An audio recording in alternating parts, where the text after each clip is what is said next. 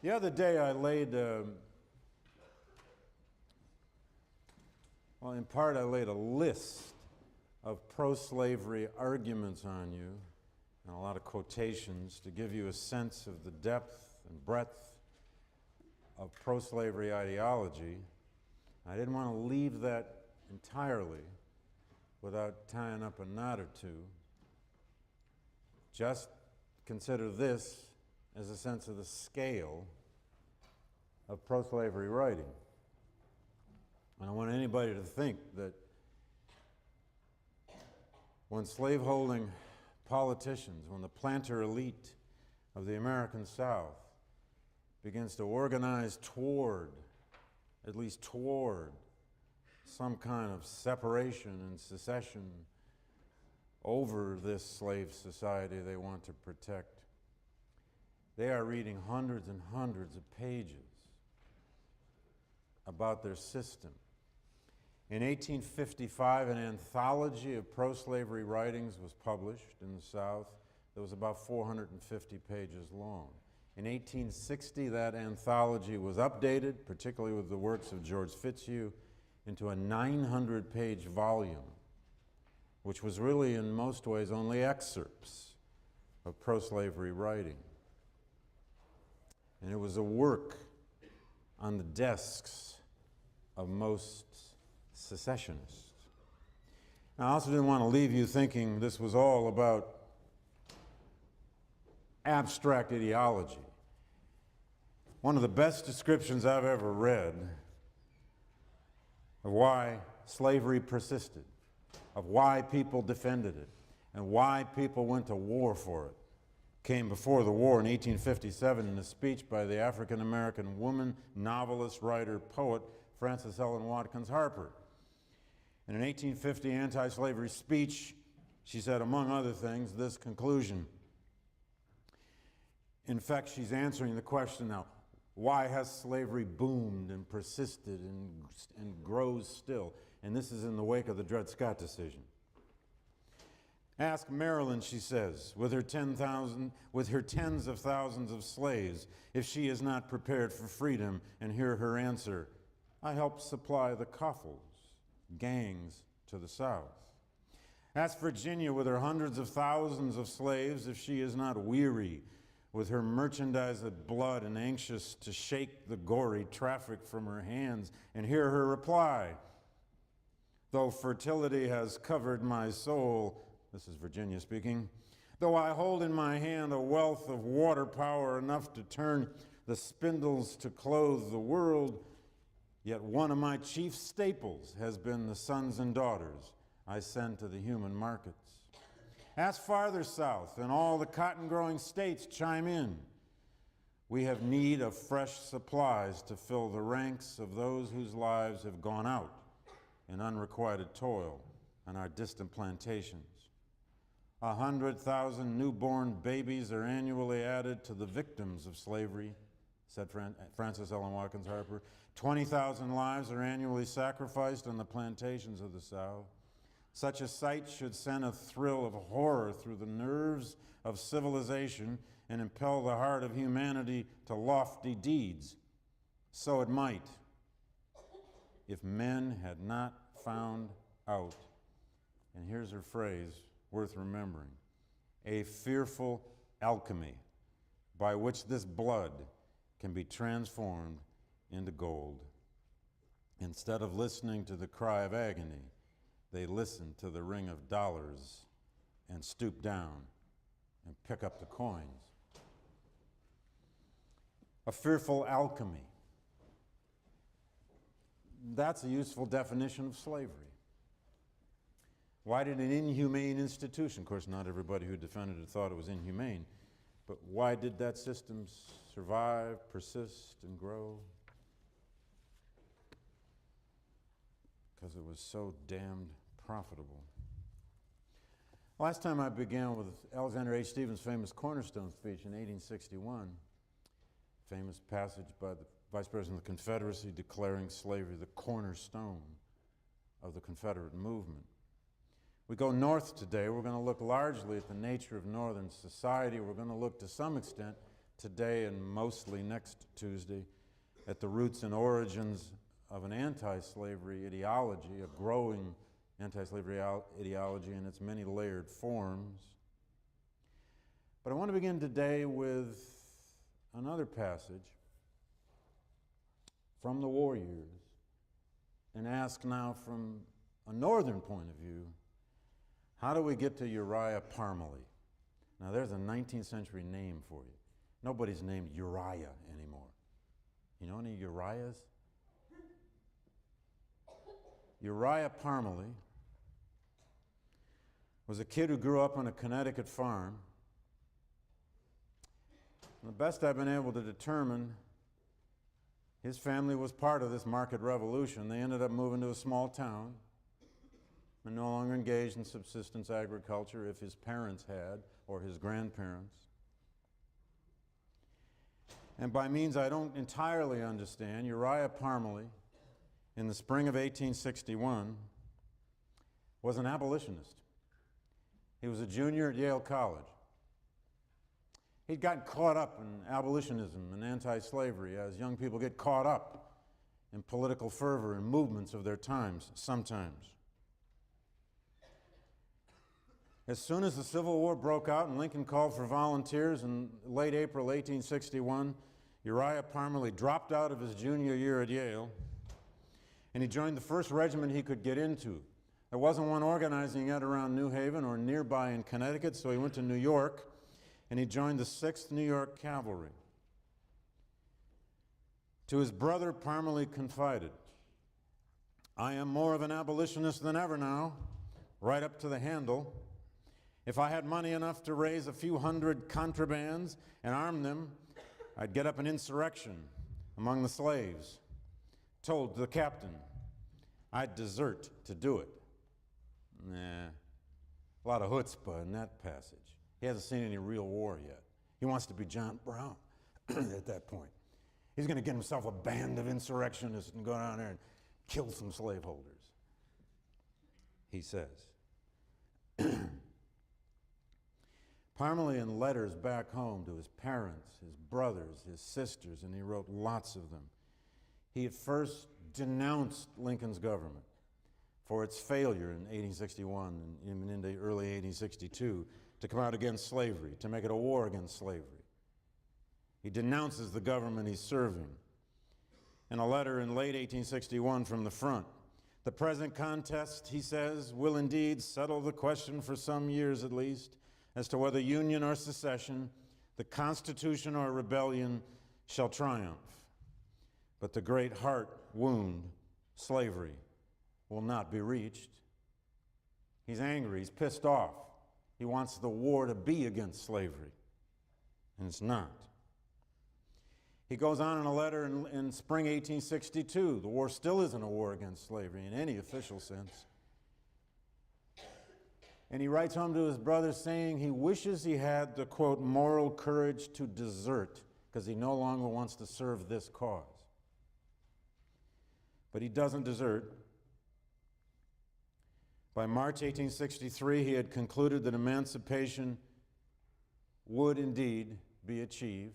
This is now in the wake of Congress's confiscation acts in '62, Lincoln's preliminary proclamation, the ultimate Emancipation Proclamation as of January 1863, and by March of that spring, he's convinced the war has transformed. He refused a furlough to stay and fight. He writes home, "I do not intend to shirk now that there is really something to fight for. I mean freedom. Since the 1st of January, it has become more and more evident to my mind that the war is henceforth to be conducted upon a different basis. Those who profess to love the Union are not so anxious to preserve slavery, while those who are opposed to the war acknowledge in all their actions that its continuance will put an end to this accursed system. So then I am willing to remain and endure whatever may fall to my share." He was honored for bravery by at least 3 commanding officers in numerous battles, especially the Battle of Chancellorsville in May of 1863. He was promoted to captain. He eventually switched his New York regiment. This happened to many regiments in the Civil War. It took so many casualties it ceased to exist. And he switched to a Connecticut regiment. And he served that Connecticut regiment through the summer of 1864, the Great War of Attrition in Virginia. He survived the Battle of the Wilderness, the Battle of Spotsylvania Courthouse, the Battle of Cold Harbor, the entire siege of Petersburg from August of 64 all the way until the end of March of 1865. He was killed on April 1st, 1865 at the Battle of Five Forks, just west of Richmond, the last major engagement of the Civil War.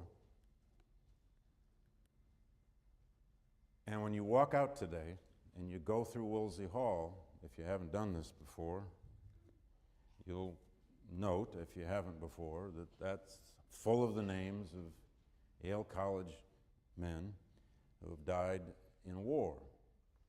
And Uriah Parmalee's name will be right on your right as you're walking through. He's this high on my arm or shoulder, and there's his name. Dropped out junior year to fight, to destroy slavery, and he did for 4 years and died in the last battle.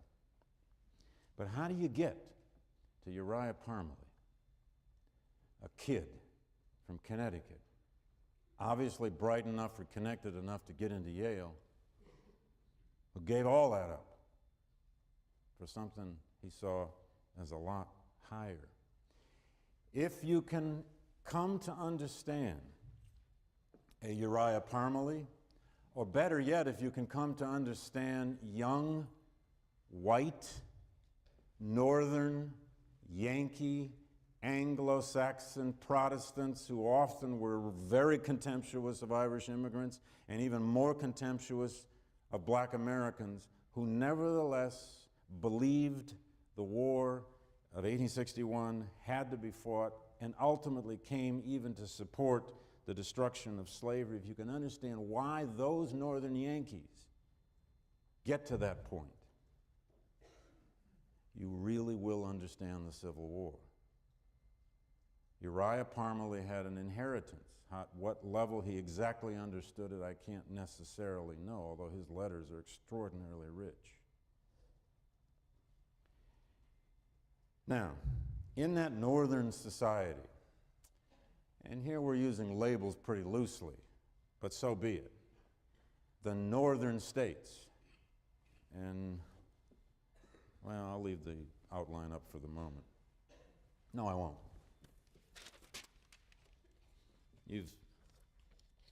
Now I'm told I have to, I can brighten that apparently. Whoops, that's backward.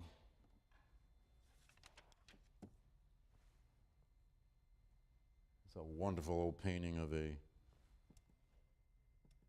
whoops, I didn't do it, did it? Ah, voila. It's a wonderful old painting from 1830 called The Yankee Peddler. Everybody's heard of Yankee peddlers. They don't come door to door anymore unless they're working for the Jehovah's Witnesses. Oops. Well, or the Environmental Action Committee, or the, let's see. Never mind. What's the Yankee peddler peddling? Cloth, ready-made. Factory-made cloth for a woman, a housewife, who isn't making her own cloth anymore. That's the market revolution. There are 1,000 ways to see it, understand it, grasp it. If the South was a slave society, and we tried to demonstrate that last time, we tried to define that, although it's not defined in that newspaper that you're reading back there in row 12. The market revolution is not reported in this morning's newspaper. Actually, it probably is. The markets are going bad although they went back up yesterday. But this market revolution is not reported in that newspaper, I would venture. Sorry to interrupt you. But if the South was a slave society, the North was a market society. It was a booming market society by the 1820s and 1830s. It was beginning to be a market society even in the late 18th century. The northern states by the antebellum period, 1820s, 1830s, 1840s, was beginning to sort of hurtle toward a different future than what that slave society was. Perhaps, no, not really slowly. It too was hurtling toward a certain future. This market, this booming market society with its market, commercial, consumerist mentalities, and its belief eventually, its faith in, its defense of free labor for the common man, its kind of fanfare for the common man ideology would be something a lot of white Southerners would actually fear and be frightened by. What is the market revolution? It's the time in which, it's not a single moment in time, of course, it's a long process, but it's the time in which long-distance commerce began to take hold because of transportation revolutions, canals, roads, railroads in particular. It's a time of technological innovation, tremendous technological innovation, so much technological change that half the time it frightened people.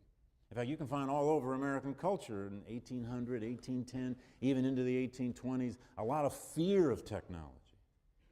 I mean, what is this thing, a telegraph? Now, today, you probably don't fear technology. I still have a little bit of that. I'm still a little 19th century in that sense. I hate it when they tell me they want to buy me a new laptop. Enough already. I don't care if it's 4 years old. I don't want another one. Don't make me learn something new with my machines. The market revolution was driven, of course, by the growth of cities, which became market centers and manufacturing centers. Maybe more importantly, the market revolution is that time in American history, that incredible time, really, when you think about the scale of change. When 18th century subsistence farmers who engaged in what was always called, or we've always called, mixed agriculture, that is, they grew all kinds of foodstuffs, almost always for themselves, when that kind of 18th century style farming gave way to commercial farming, where farmers now produced cash crops for a much broader market, a market on the East Coast if they were in upstate New York or out in Ohio eventually, and a market of the whole world.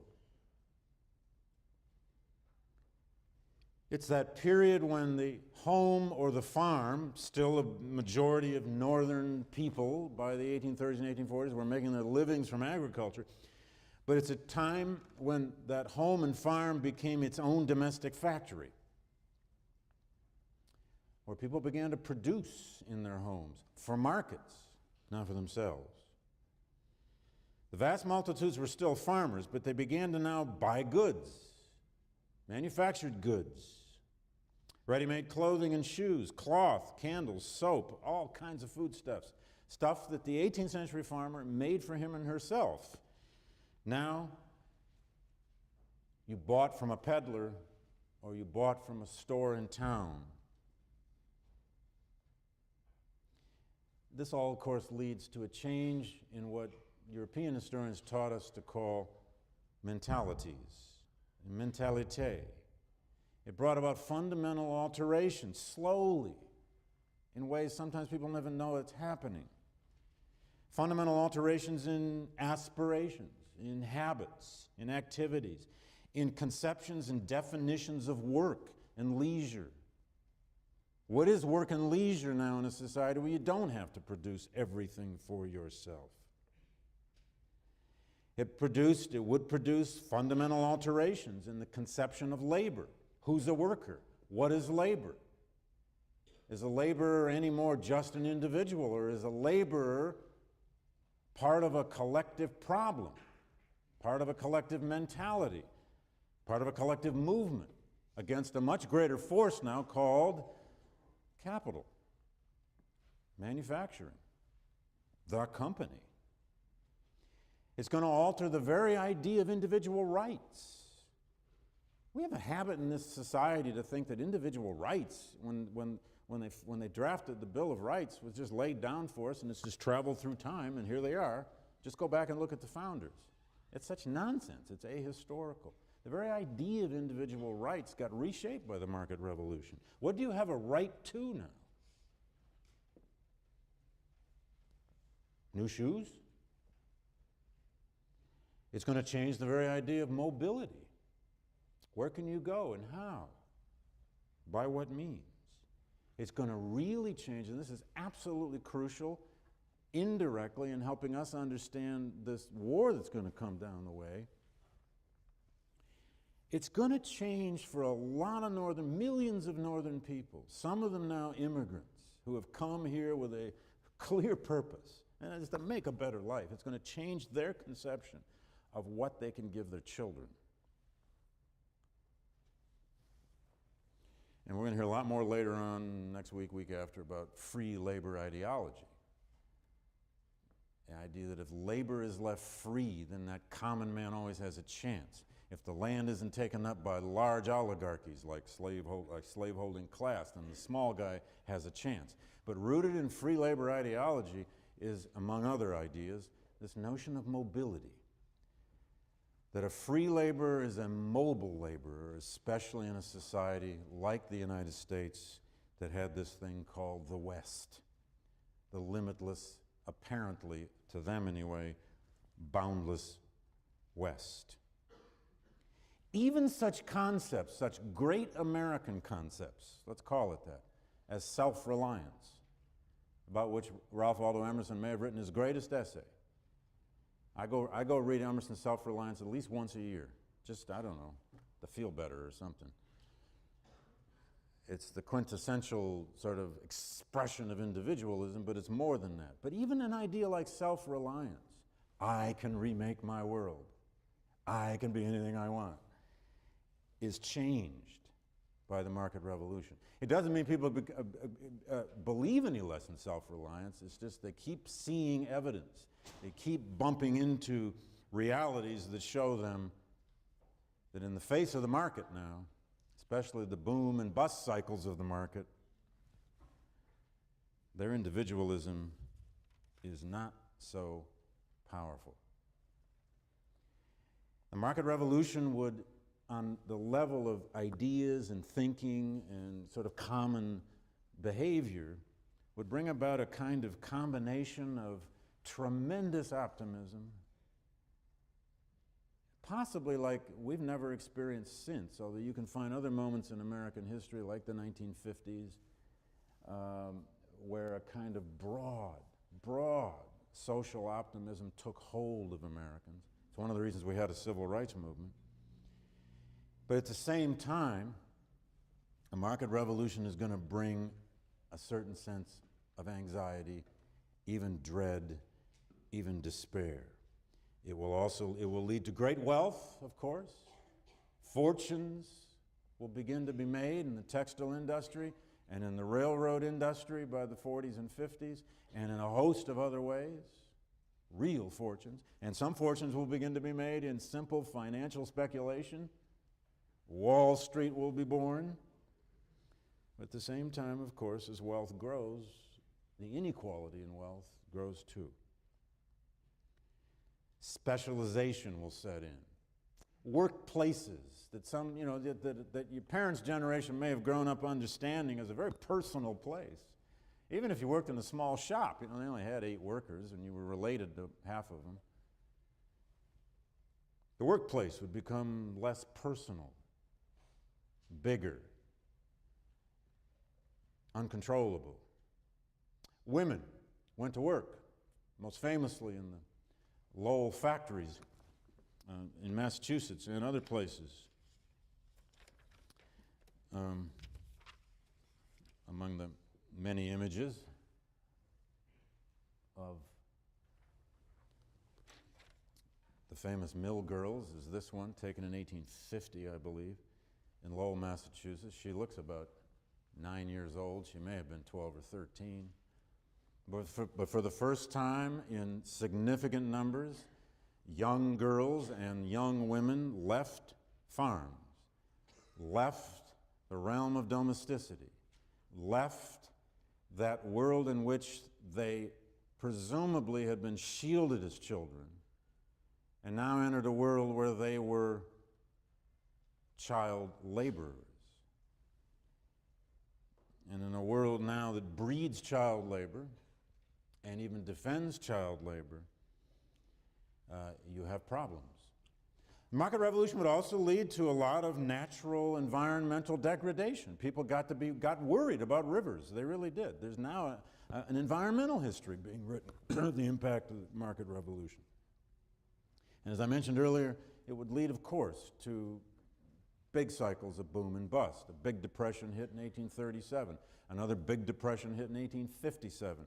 Much more on that 1857 panic, as they were called then, a little later in the course, because it's absolutely pertinent to what happened in the great political debates of the late 1850s.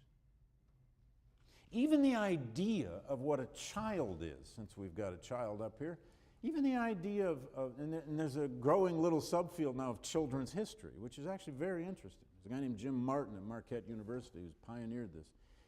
Even the idea of a child and a child's place in a family undergoes a kind of revolution in 20 or 30 years. In a working class family, an immigrant working class family in particular, by the 30s and 40s, a child meant income. A child meant a worker. Everybody had to work, and usually outside of whatever was home. But what also set in the growing middle class, of course, was a more bourgeois definition of childhood, a more modern definition of childhood, born somewhere there between 1800 and 1860, where the child was to be a protected youth, shielded and not used by a family. Parenting, in this new bourgeois conception of family, parenting was to be moral guardianship. Or so it seemed. What the market revolution was in so many ways was an engine, a tremendous, Charles Sellers has written a famous book on this, it was a tremendous engine for what became arguably the most prevalent idea of the entire 19th century in America, and that's the notion of progress. America was now going to be the nation of progress. It was going to be the place of progress. It seemed to have boundless borders and boundless resources. It looked like it could expand almost forever. It had tremendous riches in ore. It had tremendous natural wealth. It would therefore be the place of progress in the world. And as Walt Whitman wrote in poem after poem, and other poets did as well, and politicians said over and over and over and over, America and this United States, this nation formed there, would be the beginning of a new man, a new start for humankind. That's a big idea. Of course, we still want to be that. It's never vanished in our culture. We still sometimes want to be Winthrop City on the Hill, beacon of something for everybody. But think with me just for 1 second about the idea of progress.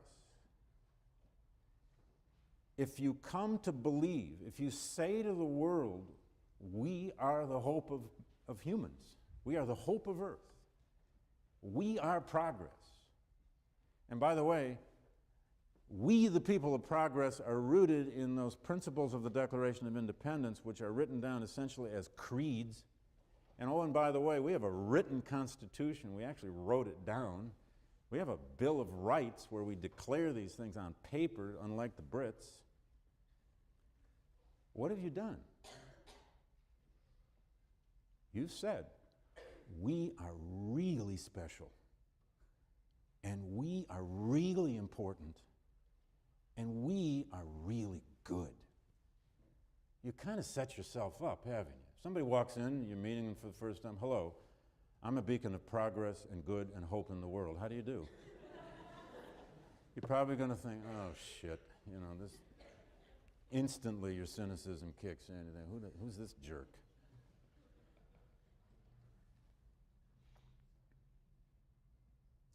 The doctrine of progress, I'm simply saying, has always bred its contradictions. And there were a whole bunch of them laying out there, weren't there? They were laying all over the place. But you know, you couldn't resist it. How could you resist the sense of change in 1820s New York, 1830s Philadelphia, 1840s and 50s Ohio, 1850s Chicago, which was already by the 1850s the railroad capital of North America? How could you resist that sense of change? Tocqueville couldn't resist it.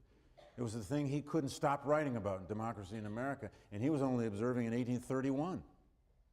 He didn't come back and see it in the 1850s.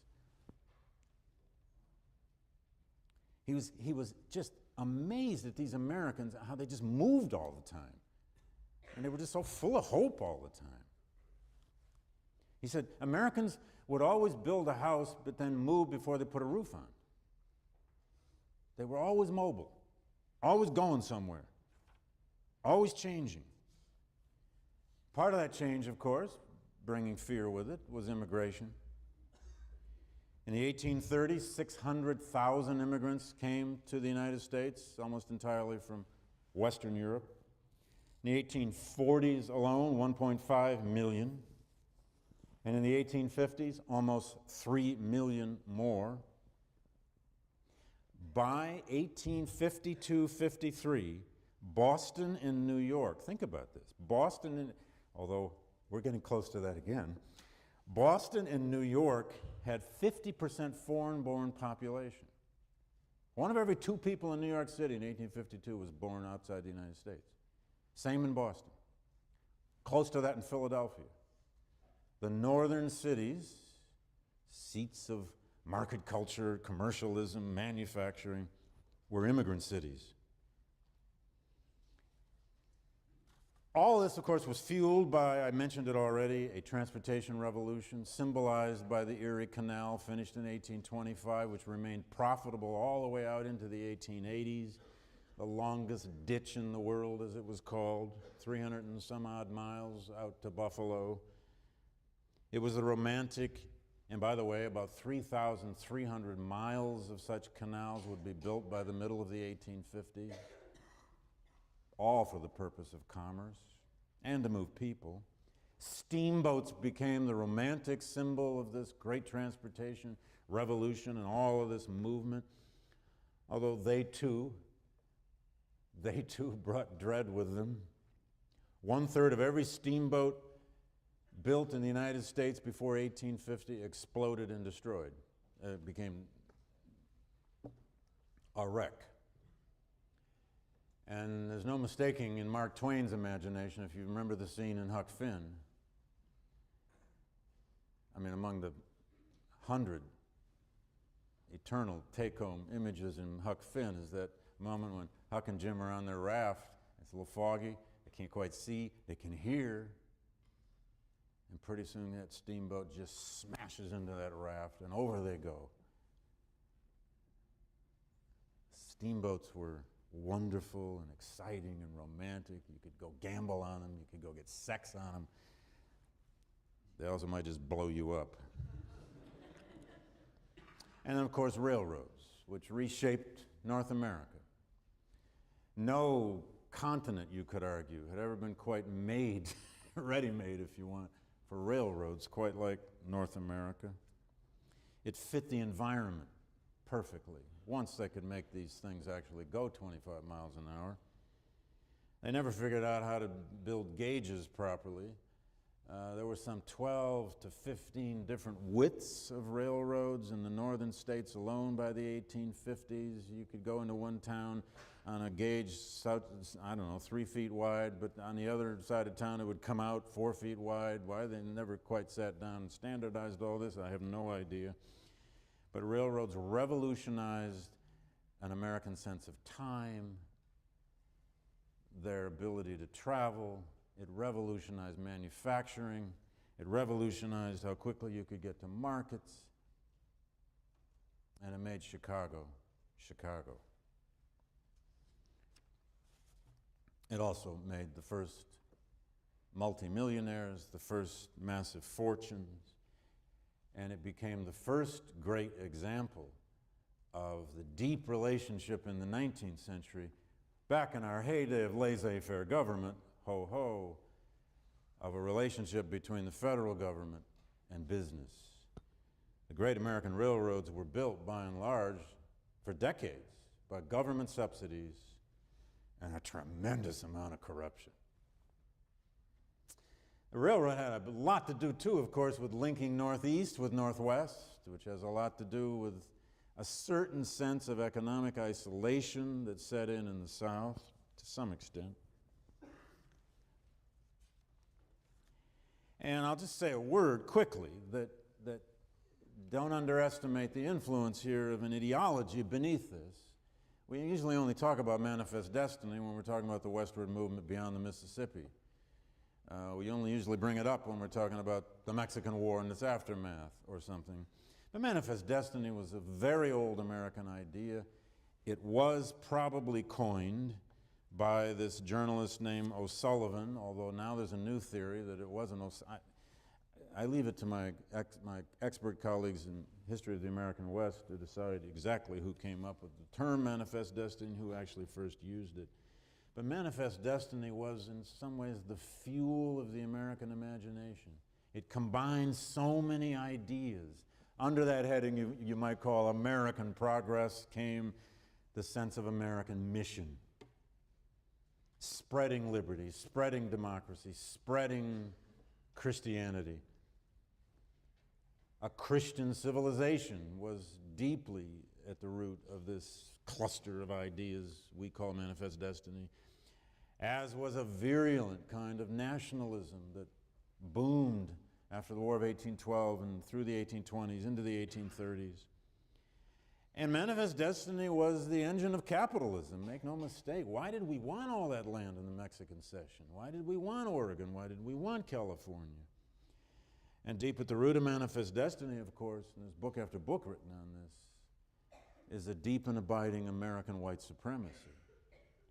It was the destiny of a white Anglo-Saxon Protestant United States to take control and improve this great land it had been given.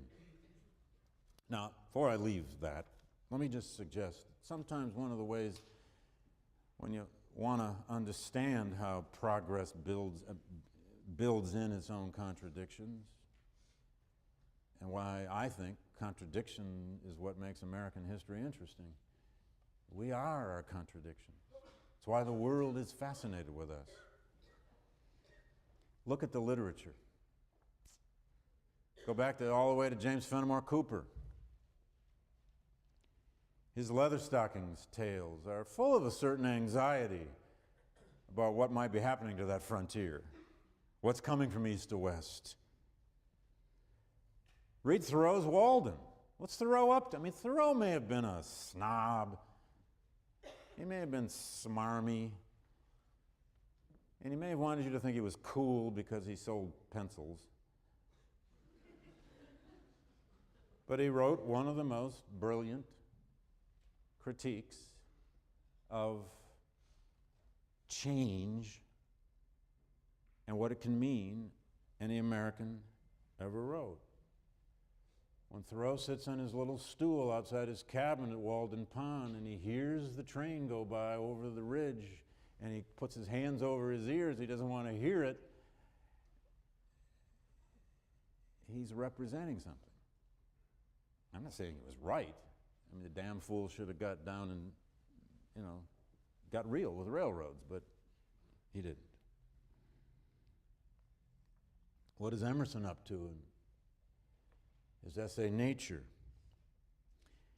In almost every poem Walt Whitman wrote, he seems to be fashioning himself, if not the whole of this American people, which sometimes he did call an American race, as a new Adam. I, the singer of Adamic songs, he said it directly, through the new garden of the West, the great city is calling, as Adam, early in the morning, walking forth from the bower refreshed with sleep, behold me where I pass, hear my voice. And he goes on, I can do anything in this American West, this American possibility. But as soon as we read Whitman, then you realize there's Nathaniel Hawthorne, who in 1844, even before Whitman started writing most of his poems, you know, Hawthorne was a pretty dowerful, he was an old Puritan. He was a conservative, dowerful kind of, he was a real New Englander. Hawthorne wrote a short story you should read sometime as a balance to all of this optimism of this period. Irresistible as that optimism was. It's called Earth's Holocaust. Have you ever read that?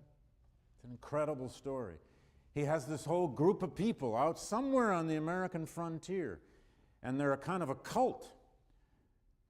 They decide they're going to have a bonfire, and they build this giant fire, and into it they throw everything from the past. They throw heraldry. They throw every kind of vestige of old world culture and monarchy and aristocracy and civilization. They throw all kinds of old books, great old books, onto the bonfire. They burn everything from Europe, everything that's old. It's a purification. They're going to make a new world. They don't need anything from the past. And it's Hawthorne's satire, it's his critique, it's his apocalyptic, angry critique at all these Americans who think they're inventing everything anew every day.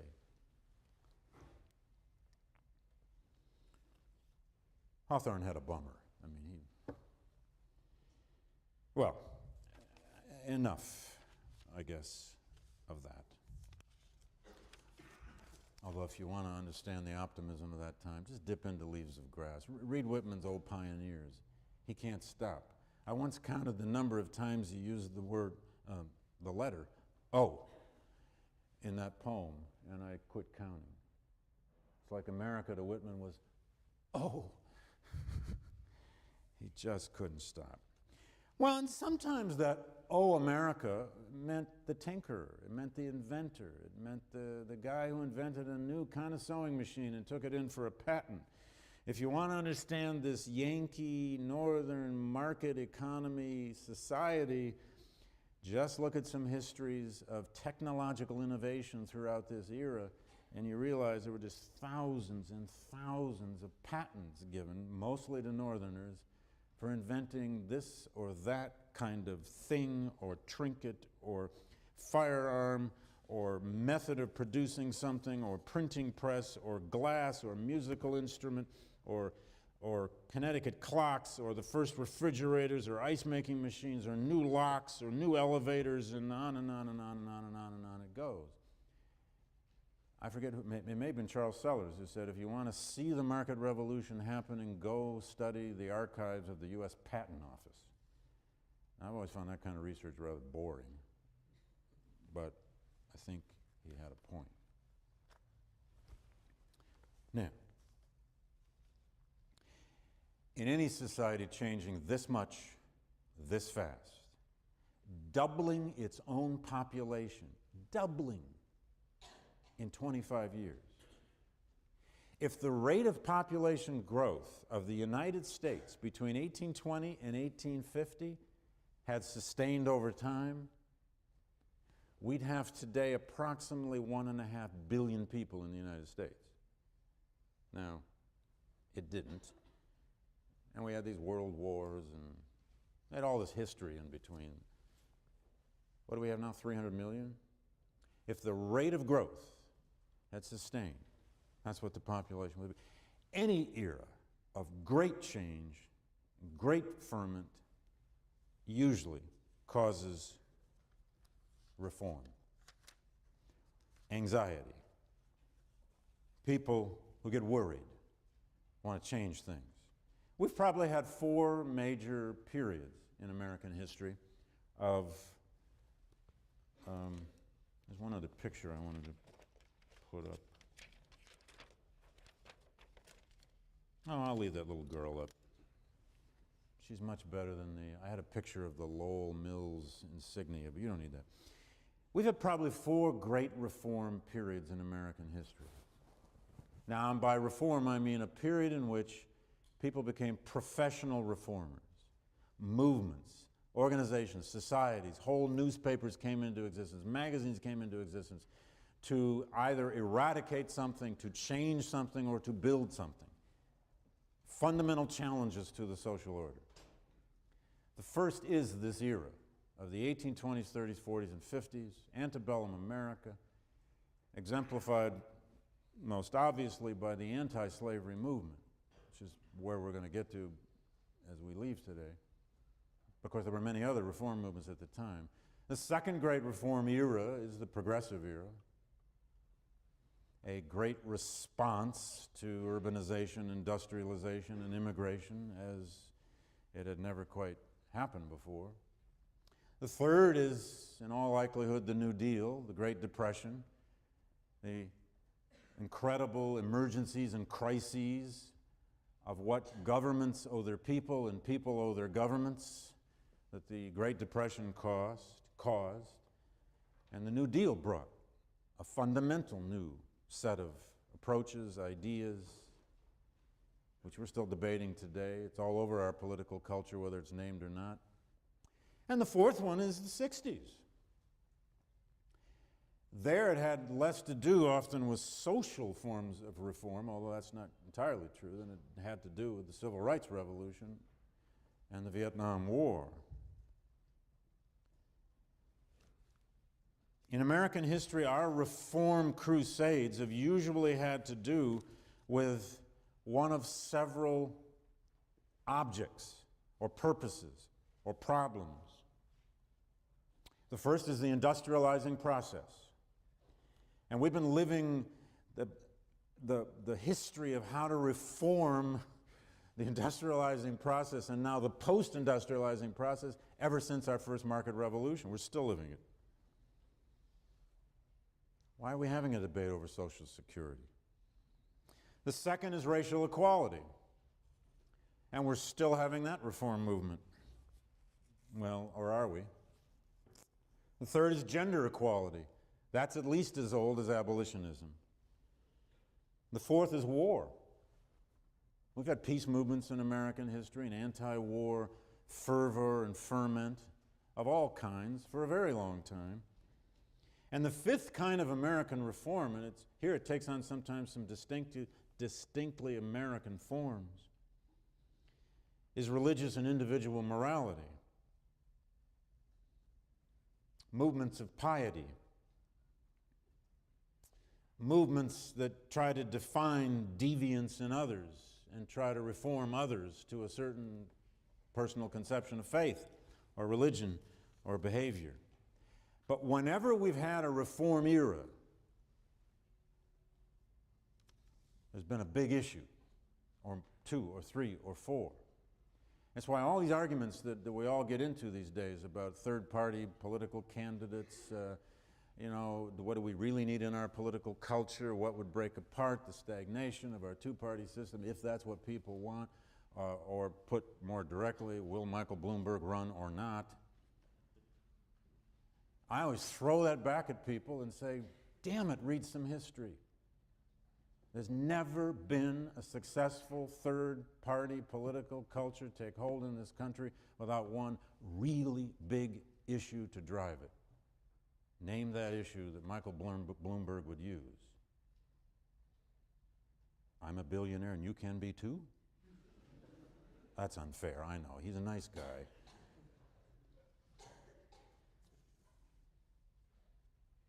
Let me just end here with this. To be anti-slavery in America by the 1820s and 1830s was to face a host of barriers, and I'll come back to these barriers next time, a host of barriers. The sanctity of the U.S. Constitution, the depth of that pro-slavery argument, which Northern abolitionists over time had to actually come to realize even existed, and they began to realize it existed in the 1820s and 30s. They faced tremendous barriers. There was no good reason in the world that an abolitionist in the 1830s, 40s, even the 50s, had any right to believe they would see the end of slavery in their lifetime.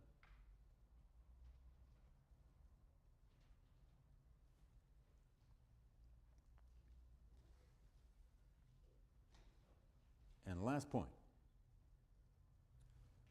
One of the barriers, think about this, one of the barriers that an anti-slavery, if you were worried about slavery in America, its expansion, its influence in the government, what it did to free labor, how it might retard that market revolution that you wanted your children to benefit from, whatever position you might end up taking between 1830 and 1860 that made you at least suspicious of slavery, whatever you thought of African Americans, one of the barriers you're up against is the simple fact that the United States was a republic.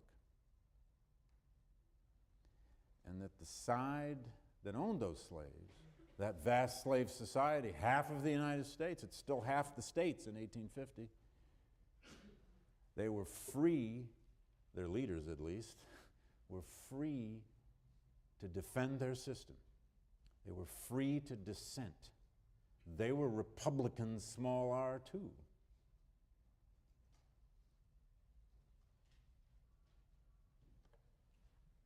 The greatest tragedy of American history, arguably, is that this struggle could not be decided by debate. Okay.